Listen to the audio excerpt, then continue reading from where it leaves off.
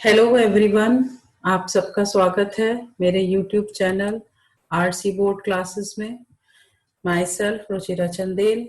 मेरी latest videos प्राप्त करने के लिए और अपना शिक्षण कार्य सुचारू रूप से घर बैठे चलाने हेतु आप इस चैनल को सब्सक्राइब करें और बेल आइकन दबा दें, जिससे आपको सभी वीडियोस टाइम टू टाइम मिलती रहे और आपकी समस्याओं का समाधान घर बैठे हो सके। आज स्टार्ट करते हैं हम आज का टॉपिक। आज हम विज्ञान विषय के प्रकाश चैप्टर के गोलीय लेंसों द्वारा अपवर्तन वाला भाग कवर अप करेंगे। सबसे पहले जानते हैं हम लेंस क्या होते हैं, लेंस की परिभाषा क्या होती है। लेंस एक ऐसी युक्ति है जिसमें दो सरफेसेस होते हैं, दो तल होते हैं और उन दो तलों के बीच में एक पारदर्शी माध्यम भरा हुआ होता है। वो दोनों तल भी वक्र आकार के हो सकते हैं या एक तल समतल और दूसरा तल वक्र आकार का हो सकता है। आज जो हम पढ़ेंगे वो पढ़ेंगे हम दोनों वक्राकार के तल होंगे और उनके बीच में कांच यानी कांच के बने हुए, कांच माध्यम से बने हुए लेंसों का अध्ययन आज हम इस पाठ में करेंगे, आपको बताएंगे। इस आधार पर लेंस दो प्रकार के होते हैं, उत्तल लेंस और अवतल लेंस। सबसे पहले हम जानेंगे उत्तल लेंस। उत्तल लेंस यानी कि कॉन्वेक्स लेंस या अभिसारी लेंस भी इन्हें कहा जाता है। मैं आपको जब आप लोगों को मैंने परावर्तन पढ़ाया था तो उसमें मैंने आपको बताया था, अभिसारी और अपसारी शब्द को बहुत भली प्रकार समझाया था कि ये एक तरह का बिहेवियर है, यानी कि प्रकाश को एक जगह पे एकत्रित करना अभिसारी नेचर है और प्रकाश को चारों तरफ पे फैला देना अपसारी बिहेवियर कहलाता है। इसी के आधार पर लेंस का नाम रखा जाता है और उत्तल और अवतल एक आकार का नाम है। तो उत्तल में अगर हम देखेंगे, ये देखिए नीचे आपके उत्तल लेंस बन के आ गया। उत्तल लेंस को अगर आप ध्यान से देखेंगे तो इसके किनारे पतले होते हैं और बीच से ये मोटा होता है। तो ऐसा लेंस जिसके किनारे पतले हो और बीच से मोटा हो उसे हम कहते हैं उत्तल लेंस। उत्तल लेंस से जब प्रकाश किरण आपतित होती है तो अपवर्तन के उपरांत वो एक बिंदु से गुजरती है। क्योंकि ये प्रकाश किरण को एक स्थान पर एकत्रित कर रहा है, इसीलिए इसको हम अभिसारी लेंस भी कहते हैं। एक ही जगह पे एकत्रित करने के कारण इस लेंस को अभिसारी लेंस का नाम भी दिया गया है। एक बात का ध्यान रखिएगा, आप इस पूरी वीडियो में जो अपवर्तित किरण है उन्हें मैंने ब्लू कलर से और आपतित किरण को रेड कलर से दिखाया, जिससे आप आसानी से समझ सकें कि लाइट किस प्रकार से रिफ्रैक्ट हो रही है। आफ्टर रिफ्रैक्शन अपवर्तन के उपरांत उसकी दिशा क्या है। नेक्स्ट हम आते हैं अवतल लेंस पर। अवतल लेंस क्या होते हैं? अवतल लेंस को अपसारी लेंस या कॉनकेव लेंस भी कहा जाता है। ये देखिए लेंस बन के आ गया कॉनकेव लेंस। इसका जो किनारा होता है वो मोटा होता है। उत्तल में आपने देखा था किनारे पतले थे, बीच से मोटा था।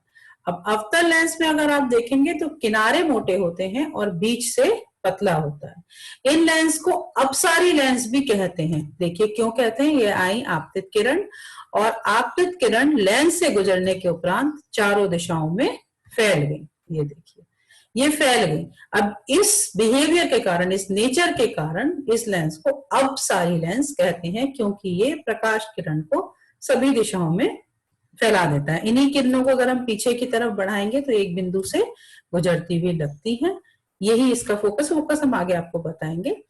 तो ये हुई परिभाषा किसकी? अपसारी लेंस की और अभिसारी लेंस यानी उत्तल लेंस और अवतल लेंस की। अब लेंस से संबंधित जो मुख्य बिंदु हैं, जो मेन पॉइंट्स हैं, जिनकी डेफिनेशन, जिनके बारे में हमें जानकारी होनी चाहिए, वो हम देखते हैं। सबसे पहले आता है ऑप्टिकल सेंटर या प्रकाशिक केंद्र। प्रकाशिक केंद्र लेंस के मध्य एक बिंदु होता है। दोनों लेंस मैंने बनाए हैं, दोनों लेंस में आप देख सकते हैं कि एक ओ लिखा हुआ आ रहा है, इंग्लिश लेटर ओ, ठीक है। इसे बोलते हैं प्रकाशिक केंद्र या ऑप्टिकल सेंटर। इस से प्रकाश किरण गुजरती है। तो देखिए दोनों लेंसों में रेड लाइन आ गई, बनके किरण आपतित हो गई है। बहुत ध्यान से देखिएगा कि ब्लू लाइन किधर जा रही है। ये देखिए, ये देखिए कहने का मतलब ये है, जबकि अपवर्तन में हमने पढ़ा है कि प्रकाश की किरण अपने मार्ग से विचलित हो जाती है, लेकिन ऑप्टिकल सेंटर एक वो पार्ट है जहां से गुजरने के बाद प्रकाश किरण अपने मार्ग से विचलित नहीं होती, परंतु जो आपतित किरण है, इंसिडेंट रे है, उसी के पैरेलल, उसी के समांतर, उसी दिशा में ही आगे बढ़ जाती है। तो जो प्रकाश किरण ऑप्टिकल सेंटर से गुजरेगी आफ्टर रिफ्रैक्शन, अपवर्तन के उपरांत, वो सीधे गुजर जाएगी, उसके मार्ग, वो अपने मार्ग से विचलित नहीं होगी। सेकंड आता है आपका मुख्य फोकस। सबसे पहले जानते हैं हम उत्तल दर्पण लेंस के मुख्य फोकस को। उत्तल लेंस में क्या होता है, मुख्य फोकस वो बिंदु है जिससे प्रकाश किरण अगर निकले, ये देखिए, ये प्रकाश किरण इससे गुजरेंगी, इससे निकलने के बाद प्रकाश किरण लेंस से गुजरने के बाद सभी मुख्य अक्ष के समांतर हो जाएंगी। ये हो गई मुख्य अक्ष के समांतर। तो ये जो बिंदु है, जिस बिंदु से प्रकाश किरण गुजरने के बाद मुख्य अक्ष के समांतर हो जाती हैं, उस बिंदु को कहते हैं हम प्रथम फोकस या मुख्य फोकस, और F1 से प्रदर्शित करते हैं इसको। इसी से विपरीत अगर हम ले लें, यानी कि प्रकाश किरण समांतर आ रही हो, ये देखिए प्रकाश किरण मुख्य अक्ष के समांतर आ रही है, तो अपवर्तन के उपरांत यानी लेंस से गुजरने के उपरांत वो एक ही बिंदु से गुजरेंगी। ये बिंदु कहलाता है इसका द्वितीय फोकस, इसे हम F2 से प्रदर्शित करते हैं। अब फोकल लेंथ क्या होती है, ये F1 और F2 लेंस के दोनों तरफ ऑप्टिकल सेंटर से समान दूरी पर होते हैं, यानी प्रकाशिक केंद्र से F1 की और F2 की दूरी समान होती है। इन्हीं दूरी को, यही दूरी क्या कहलाती है, फोकल लेंथ कहलाती है, यानी कि फोकस दूरी कहलाती है। उत्तल लेंस की फोकस दूरी, अवतल लेंस, दोनों में ही अगर फोकस से हम ऑप्टिकल सेंटर की दूरी ले रहे हैं तो that is known as focal length या फोकस दूरी कहते हैं उसे। नेक्स्ट आते हैं हम अवतल लेंस का, देखें इसका फोकस किस प्रकार बनेगा। ये आ गया आपका अवतल लेंस। प्रकाश किरण मुख्य अक्ष के समांतर गई, अपवर्तन के उपरांत चारों दिशाओं में फैल गई। इसे अगर हम पीछे की तरफ एक्सटेंड करें तो वो एक बिंदु से गुजरती है, जिसे बोलते हैं अवतल लेंस का मुख्य फोकस F1। इस मुख्य फोकस की अवतल लेंस यानी ऑप्टिकल सेंटर से दूरी फोकस दूरी कहलाती है। अब आते हैं वो नियम। जब भी हम रे डायग्राम बनाएंगे तो हमें कुछ नियम हैं जो पता होने चाहिए, जिसके आधार पे हम कोई भी रे डायग्राम बिना रटे बड़ी आसानी से बना सकते हैं। हमें रे डायग्राम को रटने की आवश्यकता नहीं है। अगर हमें ये 2-3 नियम याद रहें तो इन नियम के आधार से हम कोई भी रे डायग्राम बहुत आराम से बनाएंगे और बिल्कुल परफेक्ट रे डायग्राम निकल के आएगा आपका, परफेक्ट साइज इमेज का, परफेक्ट पोजिशन इमेज की। तो सबसे पहला नियम ये है कि जो प्रकाश किरण मुख्य दूरी के समांतर, यानी कि आपके दोनों लेंस बना रही हूं मैं, एक पुली लेके चल रही जिससे आपको कोई परेशानी ना हो, आपके मुख्य दूरी यानी कि मेन एक्सिस मुख्य अक्ष के समांतर जाएगी, तो अपवर्तन के उपरांत यानी लेंस से गुजरने के उपरांत या तो वो फोकस से गुजरेगी या वो फोकस से गुजरती हुई प्रतीत होगी। देखिए उत्तल लेंस में आपने देखा कि वो फोकस से गुजरी, और अवतल लेंस में आप ये दूसरी डॉटेड लाइन आएगी, देखिए ये फोकस से गुजरती हुई लगी। तो ये पहली कंडीशन है लेंस से रे डायग्राम बनाने की, कि जो भी लाइन मुख्य अक्ष के समांतर आएगी अपवर्तन के उपरांत या तो फोकस से गुजरेगी या फोकस से गुजरती हुई प्रतीत होगी। सेकेंड आती है हमारी ऑप्टिकल केंद्र। अभी हमने पढ़ा था कि यदि ऑप्टिकल सेंटर से, दोनों ही लेंस में सेम टाइम पे लेके चल रही हूँ जिससे आपको कंपैरेटिव स्टडी करने में सहायता है। अब इसमें आप देखेंगे कि लेंस क्या हुई, रे आपके ऑप्टिकल सेंटर पे दोनों में पड़ी और आफ्टर रिफ्रैक्शन अपवर्तन के उपरांत सीधी ही गुजर गई। तो ये हुआ rule number 2। Third rule is for convex lens specially, इसमें अगर कोई प्रकाश किरण आपके फोकस से गुजरती है तो अपवर्तन के उपरांत मुख्य अक्ष के समांतर हो जाती है। ठीक है, तो these were 3 rules for making the रे डायग्राम। रे डायग्राम बनाने के ये 3 मुख्य नियम है। अब हम आपके इन्हीं नियम के आधार पर उत्तल लेंस द्वारा अलग अलग स्थिति में प्रतिबिंब बनाना आपको दिखाएंगे। काफी हद तक जैसे हमने अवतल दर्पण में देखा था, बहुत हद तक उत्तल लेंस में भी उसी तरह से बनते हैं। अगर अवतल दर्पण आपको भली प्रकार समझ में आ गया, अगर आप उसके रे डायग्राम बना पा रहे हैं, तो उत्तल लेंस के रे डायग्राम भी आप बहुत आसानी से बना लेंगे। रे डायग्राम आपको जब भी बनाने हो, इस वीडियो को चलाएं और इसके साथ बैठकर पेंसिल से बनाने की कोशिश करें। एक बार आप इसके वीडियो के साथ साथ इन रे डायग्राम को बना लेंगे तो फिर आपको कभी भी प्रॉब्लम नहीं होगी। आप उन रे डायग्राम को बिना रटे सिर्फ नियमों के आधार पर बहुत आसानी से बना सकते हैं। तो हम लेते हैं पोजीशन नंबर 1, फर्स्ट स्टेप, जिसमें हमने वस्तु को कहाँ रखा है, अनंत पर रखा है। वस्तु कहाँ रखी हुई है हमारी, अनंत पर रखी हुई है। तो अनंत पर जब वस्तु रखी है और अनंत से प्रकाश किरण आएंगी तो कहां से गुजरेंगी, फोकस से गुजरेंगी। हम कई बार देख चुके हैं, इसी वीडियो में कितनी बार देखा है हमने, जब भी समांतर प्रकाश किरण आती है तो कहां से गुजरती है, फोकस से गुजरती है। तो ये देखिए, ये गई फोकस से। तो कहने का अर्थ है, जब भी ये प्रकाश किरण, अपवर्तित किरण, कोई भी दो या दो से अधिक अपवर्तित किरण किसी एक बिंदु पर मिलती है तो उसी पर बनता है हमारा प्रतिबिंब। तो इस पर्टिकुलर केस में हमारा प्रतिबिंब कहाँ बन रहा है, फोकस F2 पर। यानी कि वस्तु जब अनंत पर थी तो प्रतिबिंब हमारा कहाँ बना, फोकस पर बना। और कैसा था, अब देखिए, एक ही बिंदु पर आके सारी की सारी ये जो रेज है इकट्ठी हो रही हैं, तो इसलिए ये प्रतिबिंब कैसा है, बहुत छोटा है, बिंदु के आकार का प्रतिबिंब इसमें बना है। इसका नेचर कैसा है, इसकी प्रकृति कैसी है, वास्तविक और उल्टा। प्रतिबिंब हमारा कैसा बना है, वास्तविक बना है और उल्टा प्रतिबिंब बना है। We come to position number 2, स्थिति 2। दूसरे में हमने वस्तु को C1 यानी वक्रता केंद्र C1 के पीछे रखा है, अनंत और C1 के बीच में वस्तु को रखा। ये हमारी वस्तु आ गई, ठीक है। अब वही नियम लगाते हुए, जो नियम मैंने आपको बताया था, नियम से और कहीं कुछ जाने की जरूरत नहीं है रे डायग्राम में।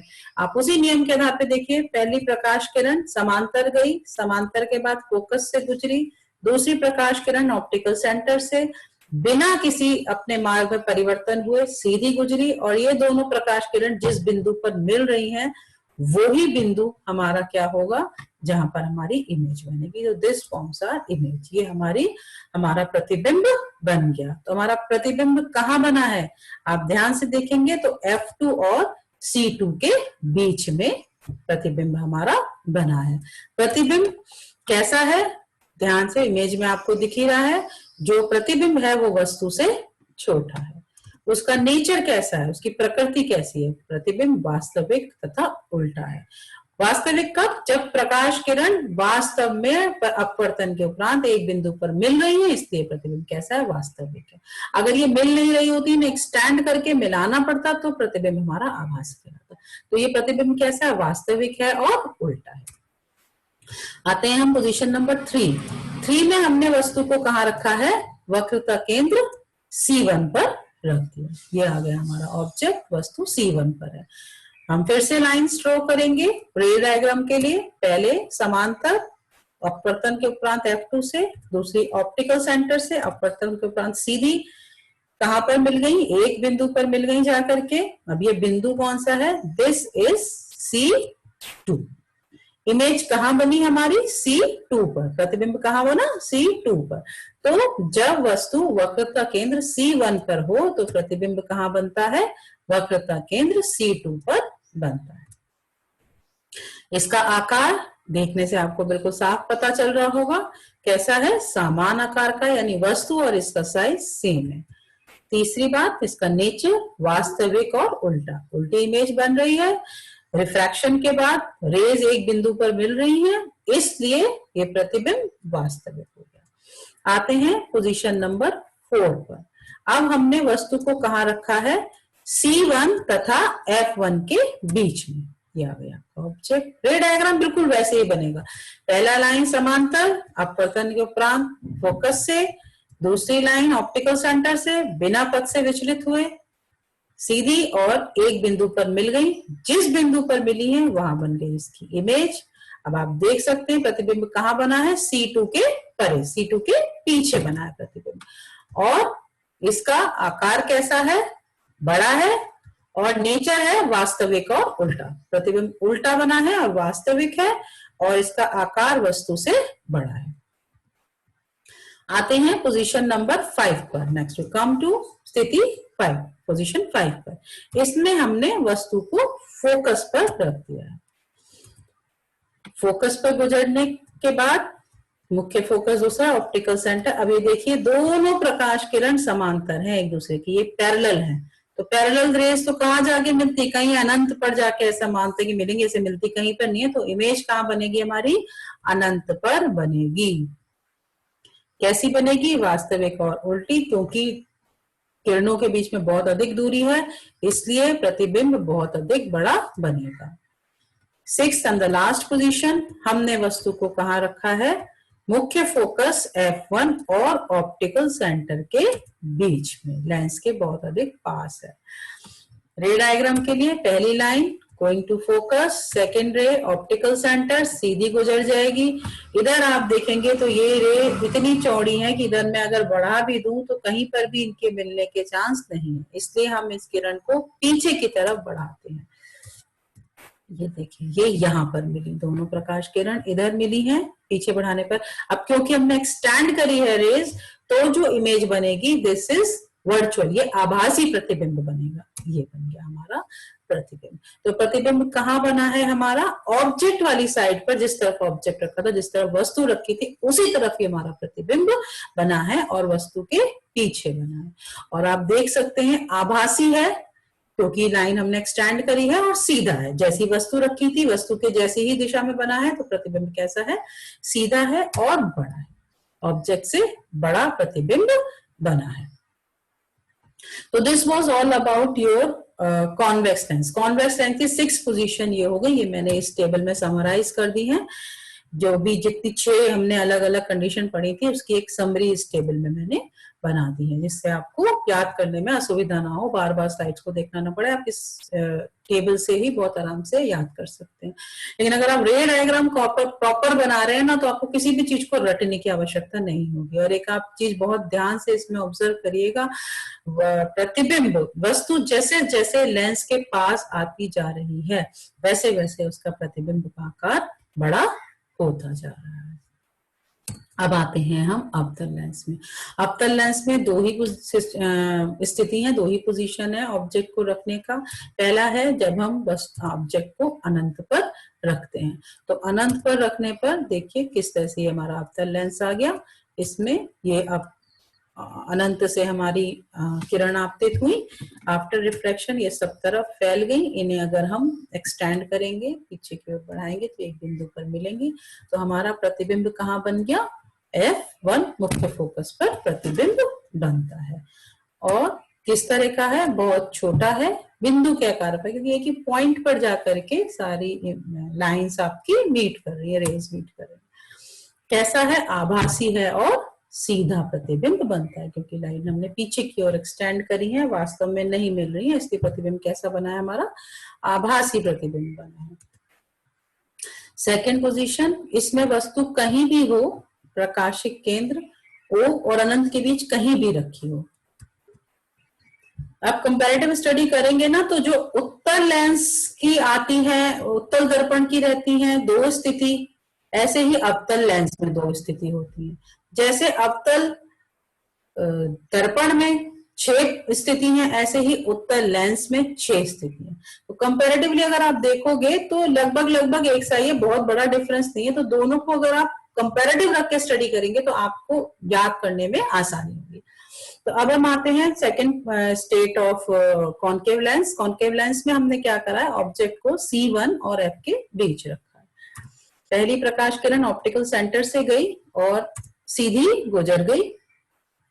दूसरी प्रकाश किरण मुख्य अक्ष के समांतर बाहर की ओर फैल गई। इसे हम पीछे की ओर एक्सटेंड करेंगे तो ये एक पॉइंट पर मीट करती हैं। तो आप देखिएगा यही पॉइंट है जहां पर कि हमारी इमेज बनती है, हमारा प्रतिबिंब बनता है।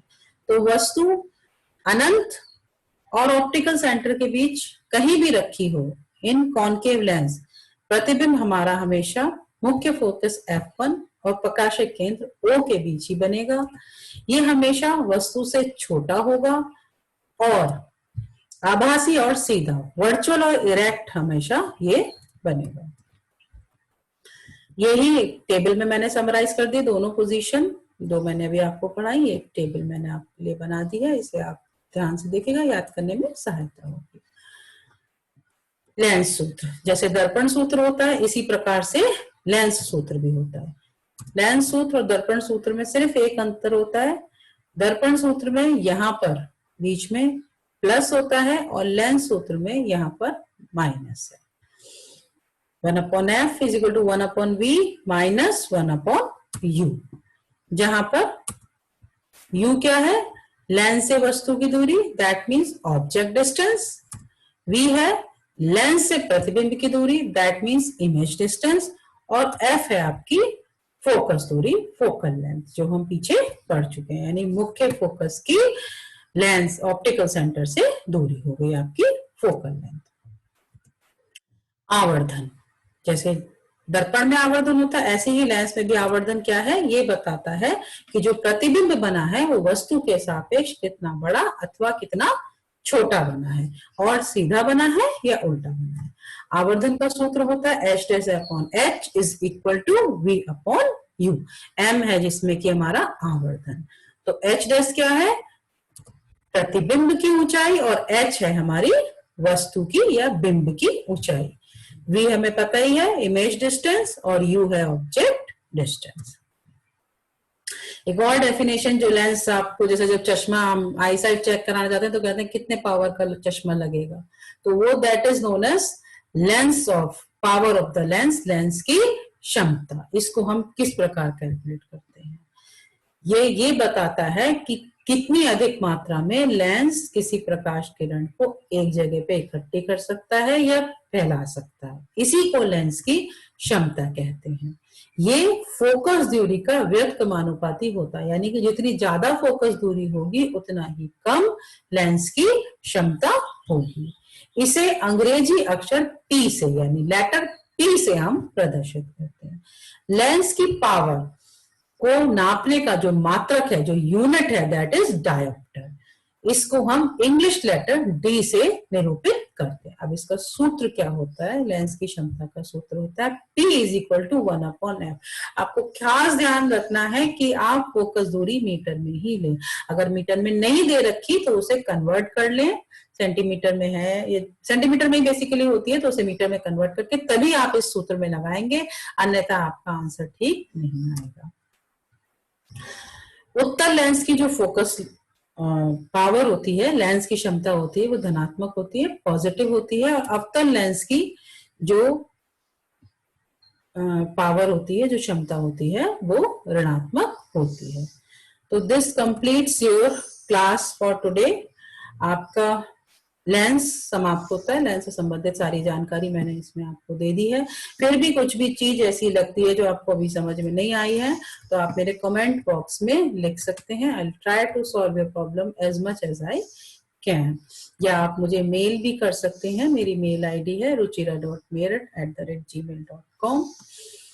पढ़ाई को सुचारू रूप से चलाए रखें, घर पर रहें, सेफ रहें।